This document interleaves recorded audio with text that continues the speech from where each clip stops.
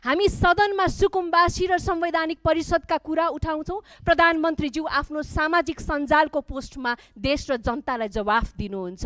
आज नीति तथा कार्यक्रममा सहभागी होइदिनुस् प्रधानमन्त्रीज्यू, यहाँ त we have the best of the minds in this parliament from this entire country भनेका हौँ। सायद उहाँका पनि कर्णप्रिय लाग्ने केही कुराहरू, केही आइडियाहरू, सुझावहरू आउँथे होलान्, तर प्रधानमन्त्रीज्यूले त्यो पनि सहभागिता खोज्नु भएन। यसले एउटा प्याटर्न देखाइराखेको छ। ऋग्वेदको 9औं मण्डल 92औं सूक्तको 6औं मन्त्र र अथर्ववेदको 7औं काण्डका 12 र 13 सूक्तहरूमा सभा र समितिको ठूलो महत्त्व उल्लेख गरेको पाइन्छ।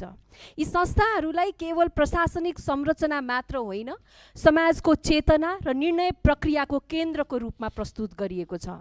सभालाई र समितिलाई प्रजापतिकी छोरी भनेर प्रतीकात्मक रूपमा व्याख्या गर्नुको अर्थ हाम्रो परम्पराले संवाद, छलफल र सामूहिक निर्णयलाई केवल सामाजिक अभ्यास होइन, एक पवित्र र नैतिक मूल्यको रूपमा स्थापित गरेको देखिन्छ। हामी सनातनी हौँ। यसले देखाउँछ कि वैदिक कालदेखि नै हाम्रो सभ्यतामा सहभागिता र सहमतिमा आधारित शासनको बिउ रहेको छ।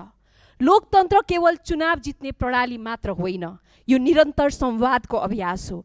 त्यसैले यो स्थानमा हामीले प्रधानमन्त्रीज्यूलाई बोलाउन खोज्नु, उहाँको सहभागिता खोज्नु, उहाँको केवल अनुहार हेर्नको लागि होइन, उहाँबाट जवाफदेहिता खोजेका हौँ।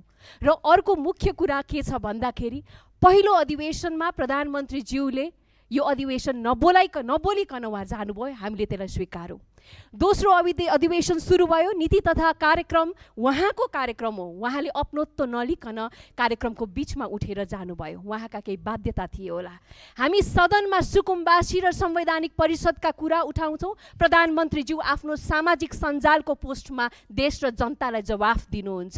आज नीति तथा कार्यक्रममा सहभागी होइदिनुस् प्रधानमन्त्रीज्यू, यहाँ त we have the best of the minds in this parliament from this entire country भनेका हौँ। सायद उहाँका पनि प्रिय लाग्ने केही कुराहरू, केही आइडियाहरू, सुझावहरू आउँथे होलान्, तर प्रधानमन्त्रीज्यूले त्यो पनि सहभागिता खोज्नु भएन। यसले एउटा प्याटर्न देखाइराखेको छ। सायद प्रधानमन्त्रीज्यू यो सदनप्रति अनिच्छुक हुनुहुन्छ, यो पार्लियामेन्ट्री अभ्यासप्रति उत्तरदायी बन्न खोजिराख्नु भएको छैन, त्यो सहभागिता दिइराख्नु भएको छैन। त्यसैले हामी फेरि पनि भन्छौँ, हामीले प्रधानमन्त्रीलाई यहाँ खोज्नु भनेको उहाँले जनताप्रति एउटा दिशा दिनुहुन्छ, उहाँको आवाज दिशा बन्छ भनेर हो। र अर्को मुख्य कुरा, मलाई बोल्न दे सरकार र जवाफ दे सरकार भनेर आज उहाँलाई जनताले यो देशको सबैभन्दा प्रोग्रेसिभ हुन सक्ने सरकारको शक्तिशाली प्रधानमन्त्री बनाएको छ, त्यसको कदर होस् भन्ने र यहाँले आज जसरी पनि जवाफ दिने क्रममा प्रधानमन्त्रीज्यूको सहभागितालाई सुनिश्चितता गरिदिनु हुन अनुरोध गर्दै आफ्नो कुरा अन्त्य गर्छु। धन्यवाद।